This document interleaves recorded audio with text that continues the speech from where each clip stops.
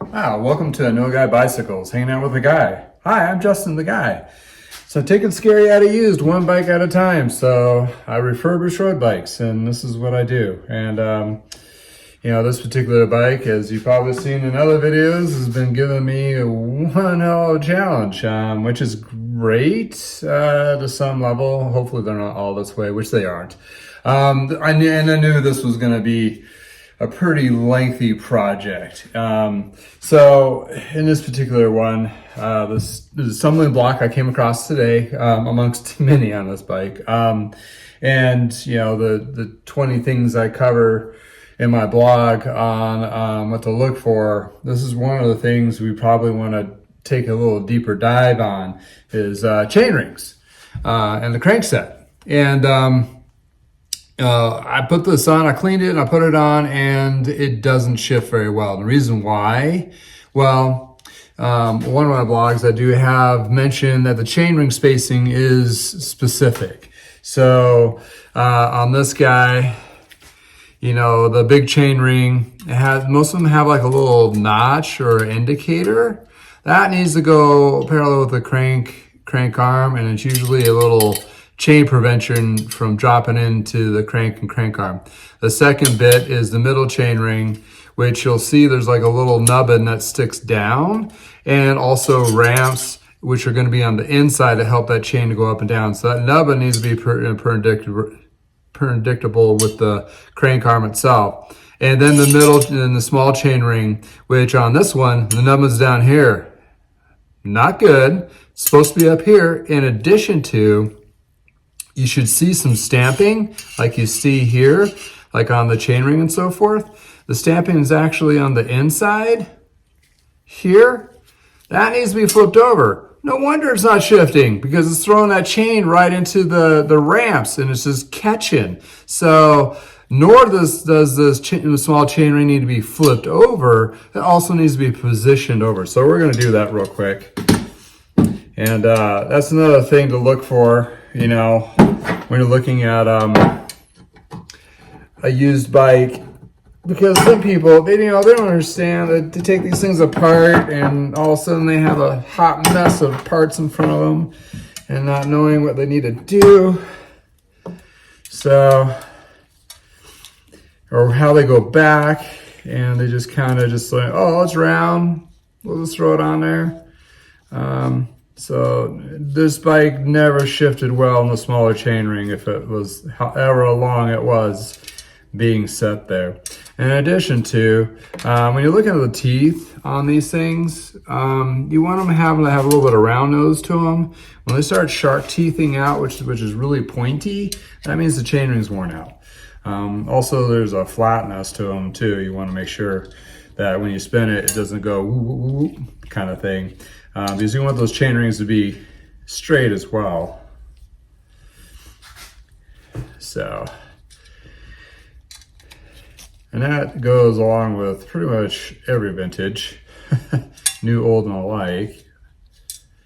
So, take those out, this pops off, and you're like, lo and behold, there's little indentations where the chainring bolts are going into. So it should have been kind of obvious, but whatever. Maybe they thought that just fits in there. And that countersinked it in, so the chain was rubbing up against the other one. So I want to line this up where I find the nub,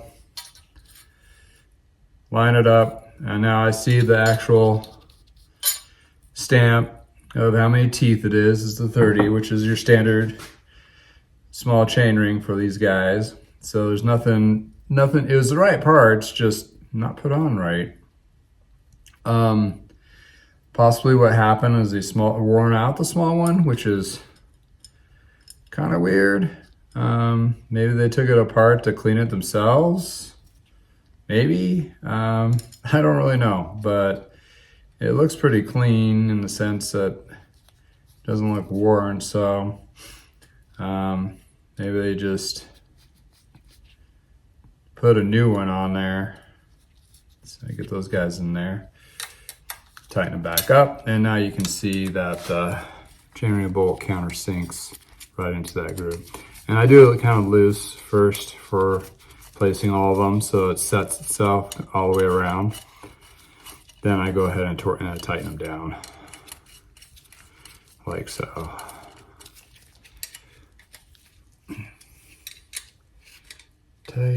Tight, and you kind of have to do this. Obviously, you had to flip it, so it couldn't be done on the bike. And you should always take the crank arm off to do any chainring work.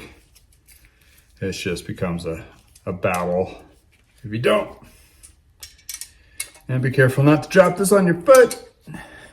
One time I dropped it on the ground by accident by cleaning it. I was flossing the teeth with a rag. Dropped down onto a brand new tire that the customer brought in. And I had to go down to our competition because we didn't carry that tire and buy a new one. Because it just sliced the sidewall.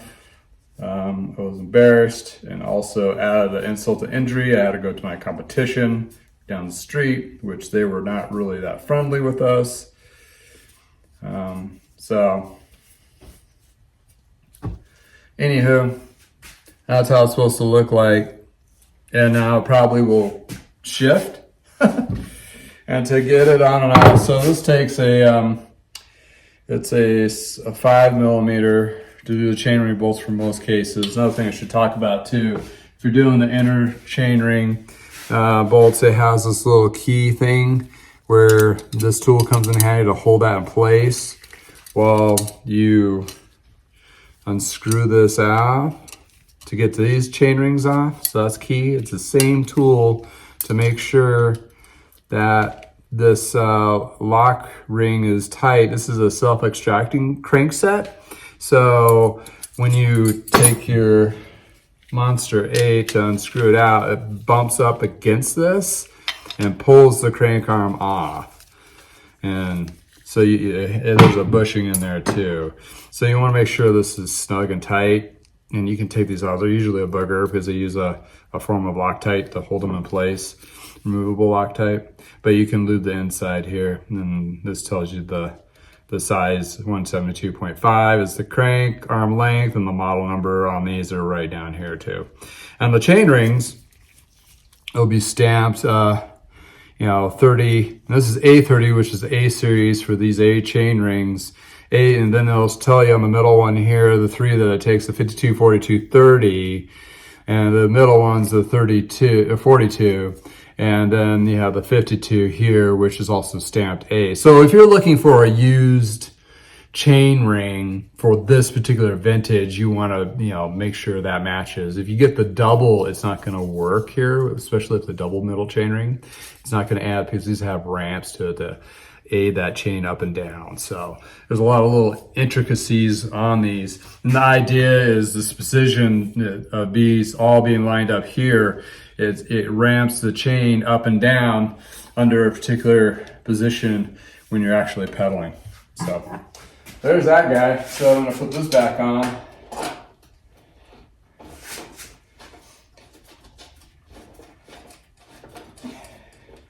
Oh, lock in place, there we go.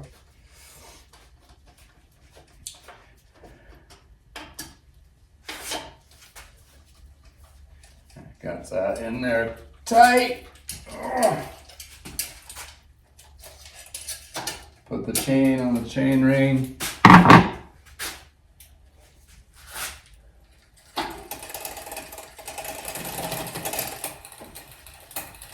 There we go. Now it's not binding up down in that small chain ring, so good to go. So on to the next thing. And once I have that all done, I'm going to string it up with new cables and housing for, for brake hand, for derailleur, because all this stuff is it's crap. It's been used up.